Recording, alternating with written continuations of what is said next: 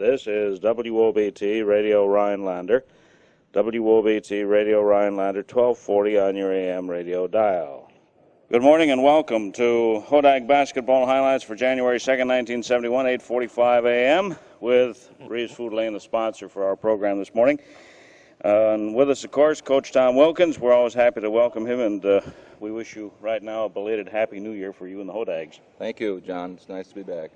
We left off last year with that game with Merrill, a squeaker 83-75.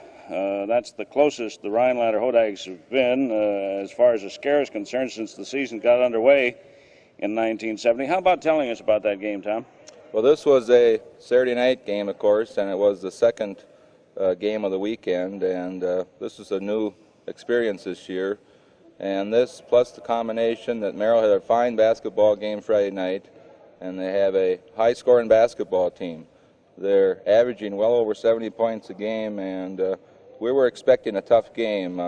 We went down there just a little bit flat, and they were ready for us, and we were happy to win it because they came out and they gave us all we wanted. Was there any doubt about the Hodags holding on as far as you were concerned during that ball game? Well, we have confidence, of course. We feel our boys are capable of playing the game no matter what type of game it is, and we felt right down to the wire that we were going to win the game, and these are good basketball players, and they like the pressure. This is a pressure game, and we have to expect these kind of games, and these are the kind you have to win if you expect to be a good team. Coach Wilkins, do you think that this may have perhaps been a good thing for the squad, this close game, this pressure affair that made them hold together to keep the victory?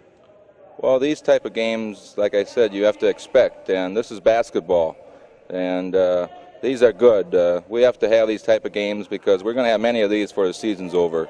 And it was a good game, and we came through when we had to, and this was a sign of a good ball team.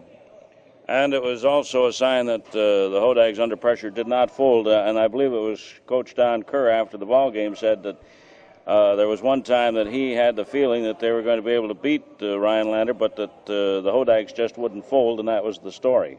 Well, I think this is true. We more or less rose up when we had to, and we don't like to say we held on. We like to say we won the basketball game because we felt that Merrill is a good team, and we expected a tough game. Once again, they haven't won too many in the league, but they do score points. When you get a team like this and they're putting the ball in the basket, you've got to be ready. You brought that up about Merrill and their ability. Is there any chance that they may have been taken lightly? I know that perhaps some of the fans took Merrill lightly because, according to the schedules and the ratings and so forth, as far as the Valley standings are concerned, they have no victories in the Valley, but they have been a high-scoring team, and consequently there may have been some doubt as to some of the fans that Merrill was a hard team. I don't think there's any doubt that this is a natural case. When you meet a team that's in last place, they won one ball game, you sometimes think it's going to be an easy game, and this is when you have to more or less watch out.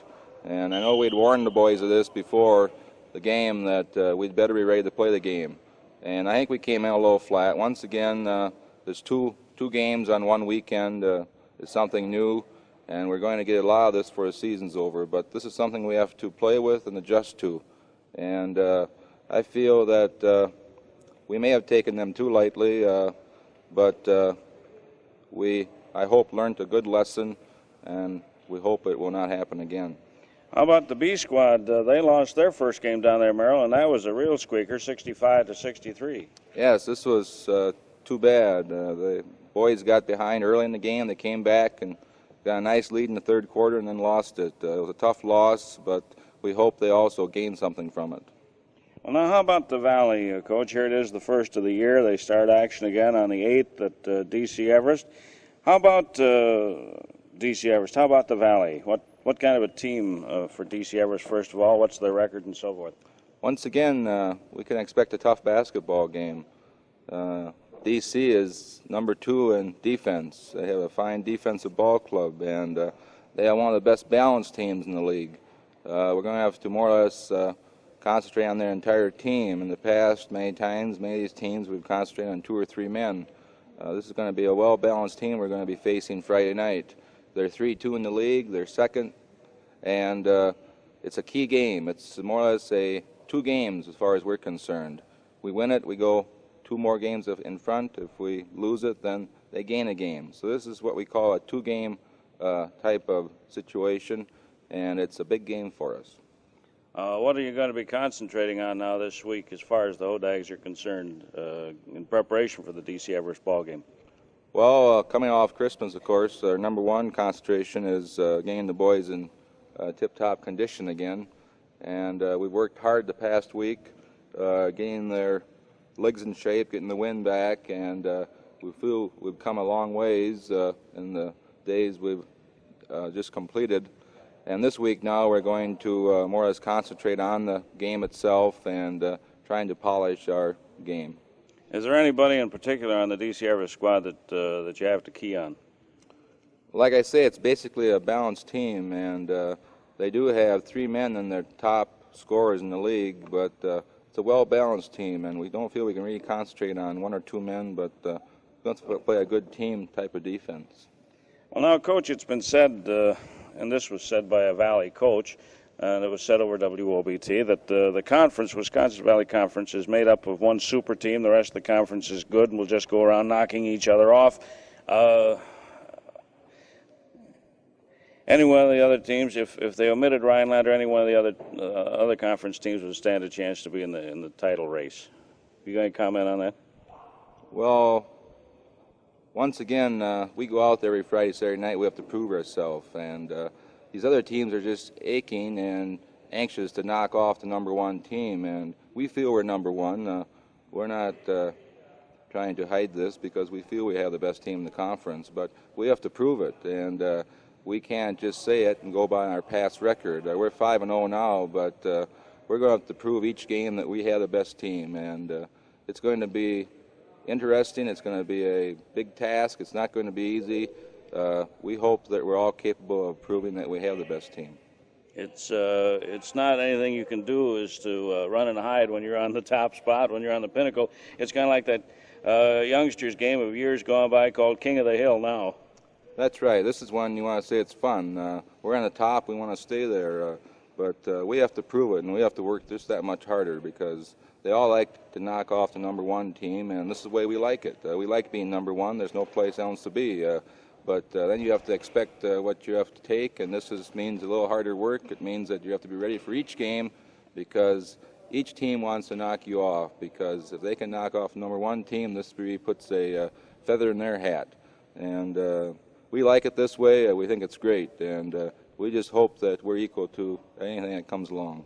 Well, now, Coach Wilkins, what's the schedule like for the Hodags, say, for the next couple of weeks? Well, the next 3 games are, they're all key games, but these are really the key games because we play the 3 teams that are tied for second place the next 3 weeks. So they're all going to be tough games. They're going to be so-called fun games because they're going to be big pressure games, and we all like the pressure game. We like the gyms packed, and we like lots of noise and lots of excitement. And I'm sure we're going to get this. And the first game, of course, is D.C., and that's the one we're really working on now. D.C. Everest is down there on the 8th of the month. Antigo is at home on the 15th. Now, D.C. Everest and Antigo, we haven't played yet. But then we come up to the second round of things with Wisconsin Rapids there on the 22nd, right? Right, and you know that's going to be a fun game because I'm sure they still remember that first game. Well, what's your feeling starting the 29th through the remainder of the season? You have Friday, Saturday games as we did with Marshfield and Merrill. What would you care to elaborate just a little bit more on this Friday, Saturday? It's a new experience, isn't it, as far as Hodags are concerned this season? Well, we have more games this year on Friday, Saturday than in the past, but we like it this way for a number of reasons. Number 1, we feel that you have much more improvement if you practice the entire week rather than breaking up the week with games, because then it's basically just a game week. And we think the real improvement will come with practice and with concentrated practice throughout the 4 days that we have. And this is one reason we like the Friday-Saturday setup. Second, the game of basketball you have to learn to play 2 nights in a row. And I think that being this is the case, you have to get ready for this during the season because tournament play is always Friday, Saturday. It's also the idea of being able to get up 2 nights in a row. Once again, this is a sign of a good team. So we feel that this Friday, Saturday setup is a good thing, and we're glad we have the schedule the way it is because we think it's going to get us ready, and we think we're going to improve the most with this type of situation. Well, now, Coach, during the holiday season, of course, you laid off for a while, and that meant that the boys were off for a little while during the Christmas vacation. How about you did some workouts here while the session, you had a little workout before school got back in, but how is it going to vary now from what you had during the holiday season and back to the regular school routine as far as practice is concerned? Well, we'll have our regular practice when school, of course, now is going to start on Monday. This past week, of course, we've had afternoon and some morning practices, and we've had some scrimmaging, trying to get the boys back into the field of the game again. But this week now it's back to school, and we're going to have our normal schedule. And then on, this is another question I want to get in here. January the 9th, you'll begin again on Saturday morning basketball, right? Right. We're back to Saturday morning basketball. There's no Saturday morning basketball today because of the wrestling tournament that's taking place in the gym. All right, Coach. What about the next Friday night ball game with DC Everest at Everest? How about the lineup? You got any ideas how you're going to go with your lineup for that ball game? Well, it'll be basically the same that we've been working with the last few weeks. We have no real set lineup yet. It's a week away, and a few things happen. You never know if a boy's going to be 100%. So we'll hold off on a definite starting lineup till later in the week. Have the boys all come back from Christmas vacation in good physical condition? Most of them are in pretty good shape, and we hope that they'll all be #1 by Friday. Okay, Coach, I want to thank you very much for being available for this Saturday morning Hodag basketball highlights. Good luck down at Everest this coming Friday night. We'll talk to you right here at the same spot next Saturday morning. Thank you, John.